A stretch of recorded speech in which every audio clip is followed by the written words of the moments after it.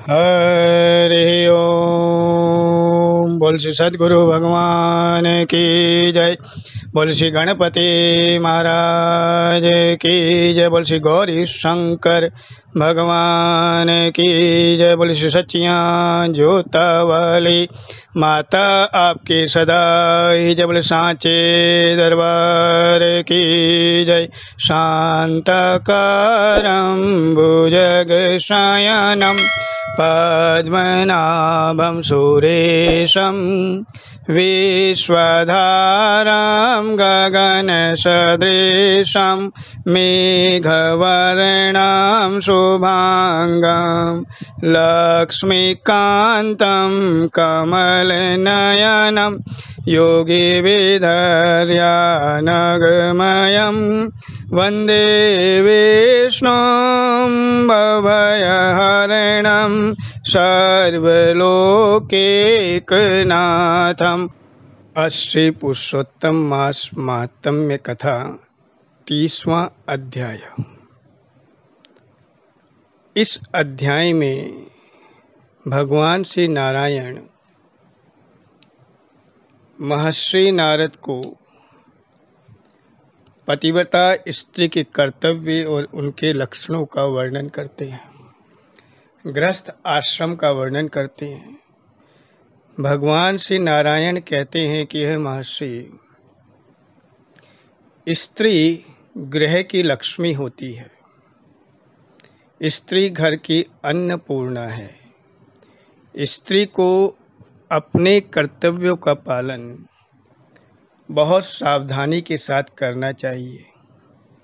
घर की व्यवस्था को उसे संभालना चाहिए। रसोई में माँ अन्नपूर्णा का वास होता है। घर की स्त्री को रसोई को अवश्य संभालना चाहिए।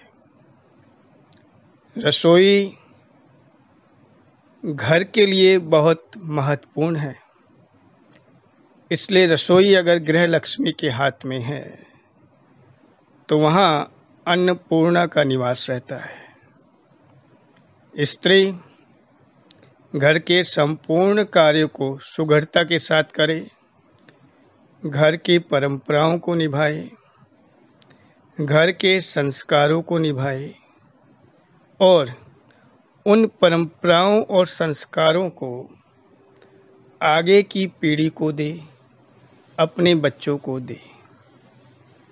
स्त्री को अपने पति के प्रति कर्तव्यों को निभाना चाहिए, सास और ससुर के प्रति कर्तव्यों को निभाना चाहिए। उसी प्रकार पति को भी यह चाहिए कि वह स्त्री के सम्मान की रक्षा करे, स्त्री का आदर करे। सास और ससुर को चाहिए कि अपने बहू को अन्नपूर्णा और गृहलक्ष्मी माने। गृहस्थ आश्रम में स्त्री और पुरुष, पति और पत्नी दो स्तंभ हैं।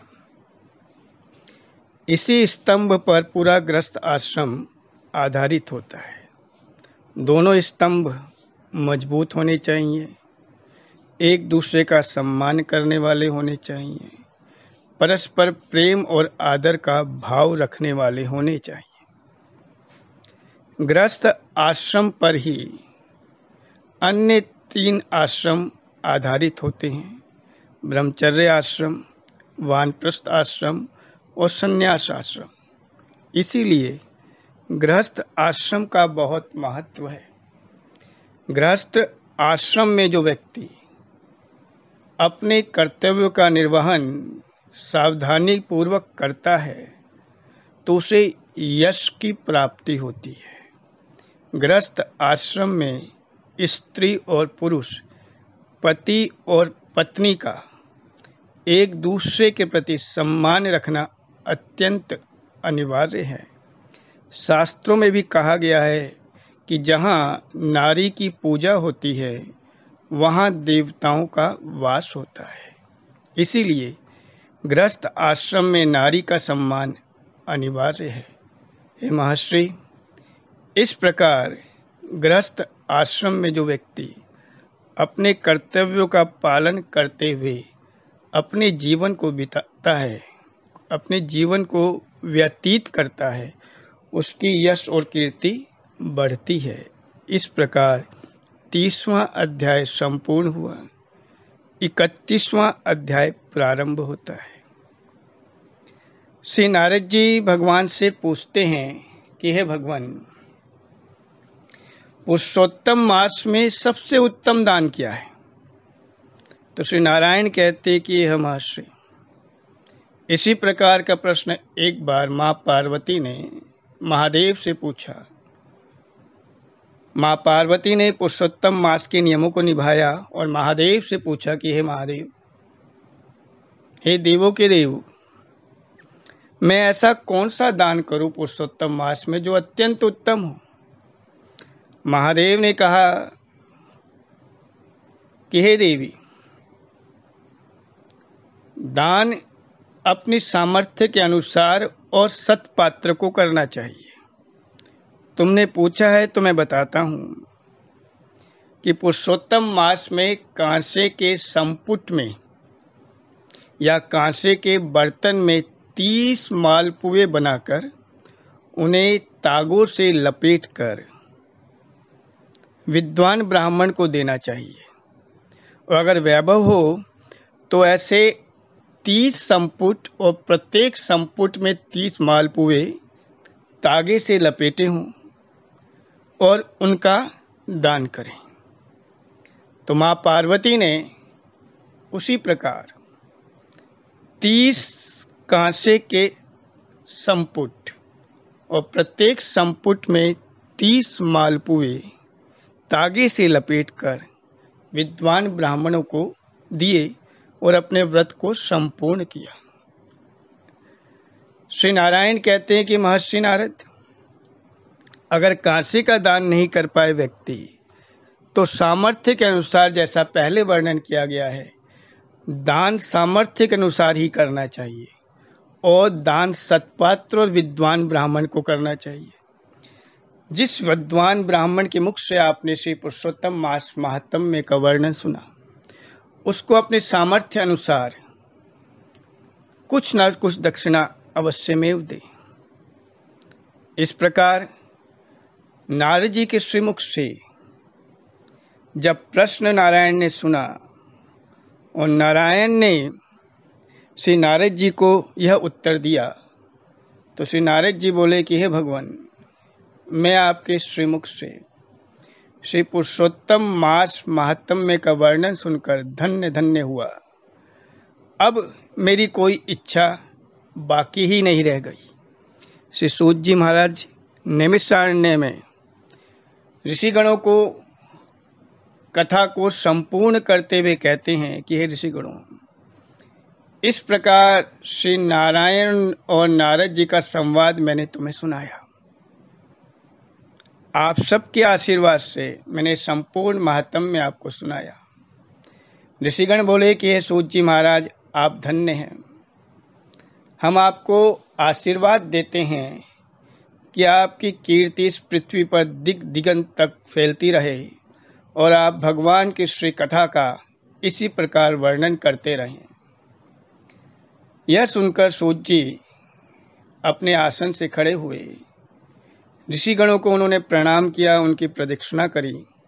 सूत जी और ऋषिगणों ने परस्पर एक दूसरे को प्रणाम किया और ऋषिगणों की प्रदक्षिणा करके सूत जी महाराज श्री गंगा जी की तट की ओर चल दिए।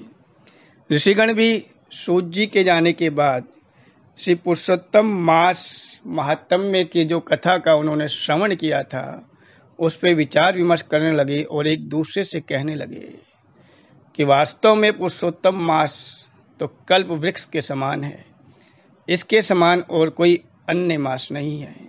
हम धन्य हुए जो हम सूत जी महाराज से जो हमने इस कथा का श्रवण किया। इस प्रकार 31वां अध्याय संपूर्ण हुआ और इस प्रकार श्री पुरुषोत्तम मास महात्म्य भी संपूर्ण हुआ।